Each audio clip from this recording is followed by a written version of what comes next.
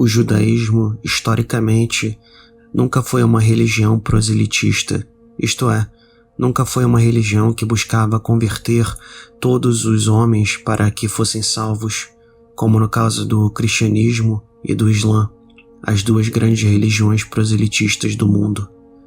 Houve, também, um grande período de proselitismo no budismo, com missionários sendo enviados do subcontinente indiano não apenas para a China, mas para o extremo ocidente, chegando até mesmo ao mundo helenístico.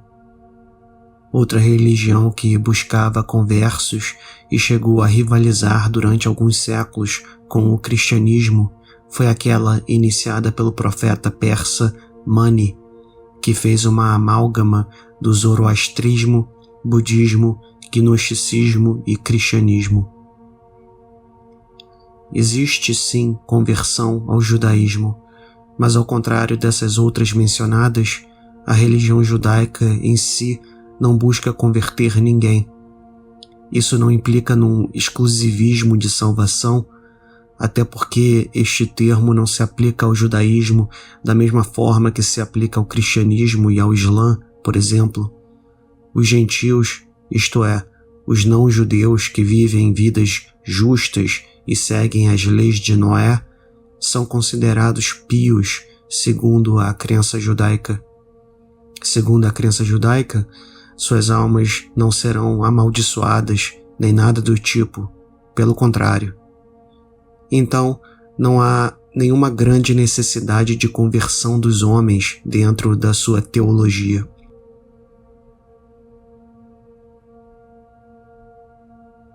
Porém, se o judaísmo hoje se tornasse uma religião proselitista, ele ganharia dezenas de milhões de conversos logo nas primeiras semanas, através de milhões de cristãos que desdenham Cristo e focam a sua doutrina quase que exclusivamente no Antigo Testamento, que eles apropriaram para si ao ponto de se considerarem os verdadeiros israelitas.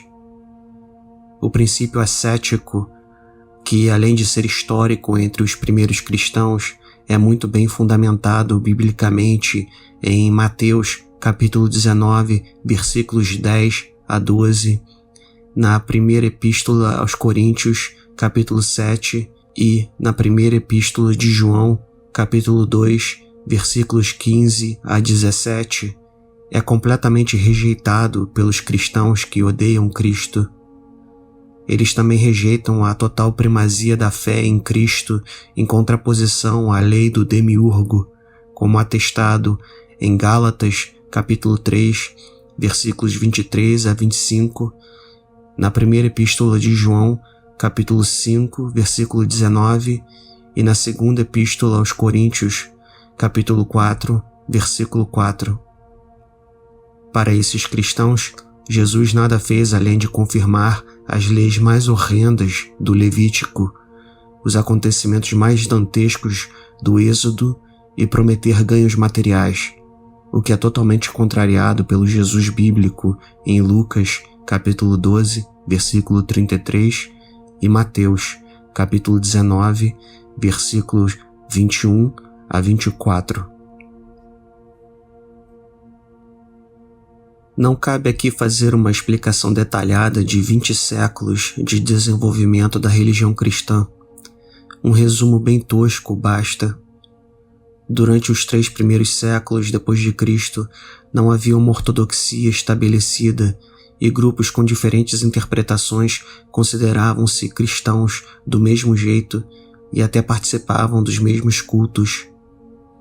A partir do século II, com os pais da igreja como Irineu de Lyon, começaram a condenar grupos como marcionistas e gnósticos, e começou a surgir a ortodoxia cristã, que é compartilhada até hoje pelas 4 grandes divisões da cristandade, que são, por ordem de tamanho, catolicismo, protestantismo, catolicismo ortodoxo e ortodoxia oriental. Apesar das inúmeras divergências que separaram esses grupos ao longo da história, Todas essas denominações são trinitárias, isto é, consideram que há apenas um único Deus que existe em 3 pessoas distintas: Pai, Filho e Espírito Santo. As divergências, inclusive, se dão, em grande parte, por conta da forma como cada um desses grandes grupos interpreta a relação entre Pai, Filho e Espírito Santo. Mas, novamente, não cabe aqui entrar nessas diferenças que hoje nos parecem ridículas, e concordo que sejam mesmo. Mas, além das diferenças estéticas e teológicas, há uma diferença de prática que é bastante importante: a aprovação ou a rejeição do princípio ascético, algo que nunca foi um dogma ao qual todos deveriam obedecer, mas sempre foi bem visto aos olhos das principais igrejas cristãs durante 1500 anos. É verdade que nenhuma das grandes denominações aprova o ascetismo para todos, algo que ocorria no marcionismo, gnosticismo, bogomilismo e catarismo, visto que isso implicaria numa eventual morte de toda a humanidade através da recusa da reprodução. Mas há muitos ascetas e monges católicos e, também, nas igrejas ortodoxas e orientais. Apenas uma das grandes divisões cristãs teve como base inicial uma rejeição total ao princípio ascético: o protestantismo.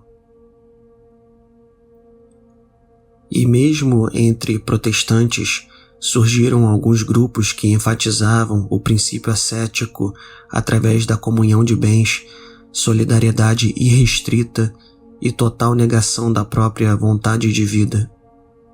Entretanto, também surgiu entre protestantes, mais especificamente na América do Norte, interpretações deploráveis das Escrituras, que negaram até mesmo princípios básicos da Reforma, como a recusa da venda de indulgências, isto é, a compra e venda de salvação por parte do clero da Igreja.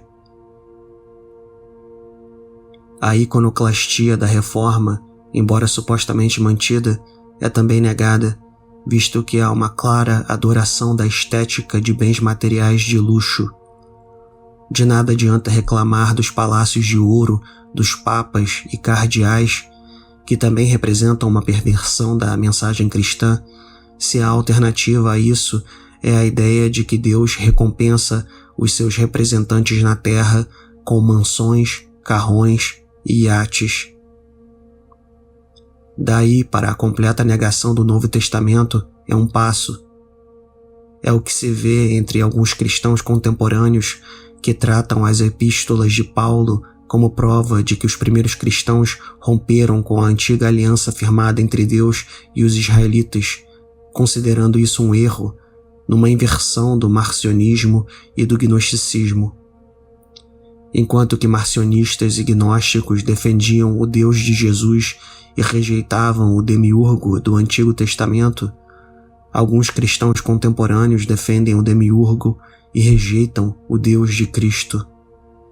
Eles querem tanto serem judeus, querem tanto que Jesus seja apenas uma nota de rodapé que confirma o Antigo Testamento, que estão dispostos a jogar fora praticamente todo o Novo Testamento e seus apóstolos. São gnósticos e marcionistas invertidos, adoradores do demiurgo.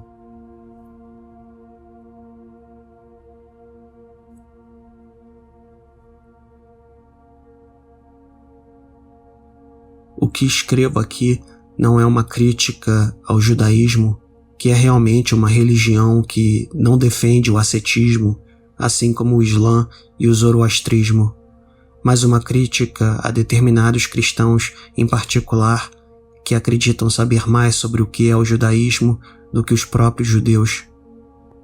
Não é à toa que, volta e meia, eles enfrentam problemas quando viajam para a Jerusalém do século XXI e começam a pregar na rua, achando que conseguirão converter os judeus que lá vivem.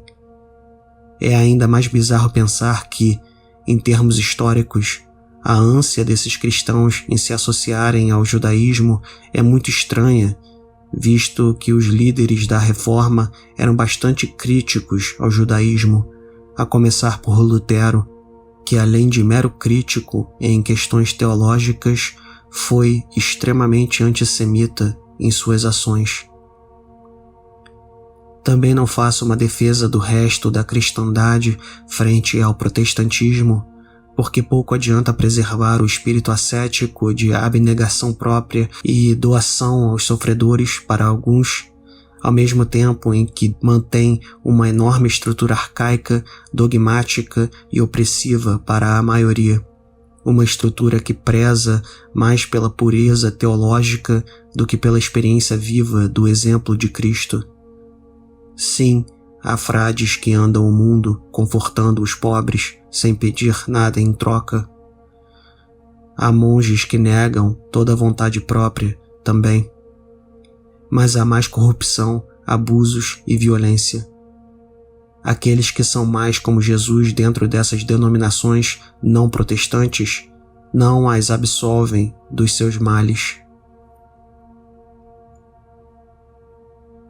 Daí vem o meu posicionamento de que a reforma foi uma grande oportunidade perdida do ponto de vista de uma religião ou filosofia pessimista.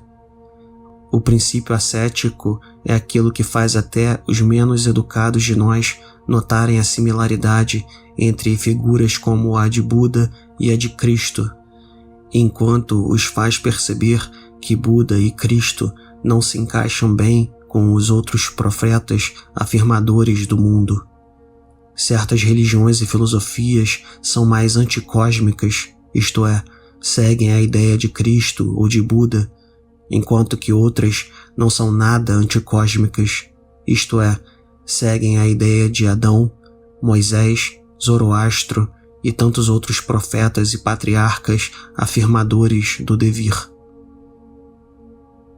Se quisermos mesmo seguir a ideia de Cristo, ou até mesmo a de Buda, devemos entender que este mundo é sofrimento e cabe a nós meditarmos sobre ele e sobre o nosso lugar dentro dele, além de tratarmos os outros como irmãos e irmãs de sofrimento, companheiros de infortúnios. Para fazermos isso, não precisamos acreditar em nada sobrenatural, nem em histórias fantásticas escritas há milhares de anos, nem em dogmas ou teologias, nem na ideia de que seremos salvos ou de que existe vida após a morte. Basta entendermos que devir e sofrimento são sinônimos e que somos todos intimamente ligados uns aos outros por estarmos aqui nesta situação desesperadora.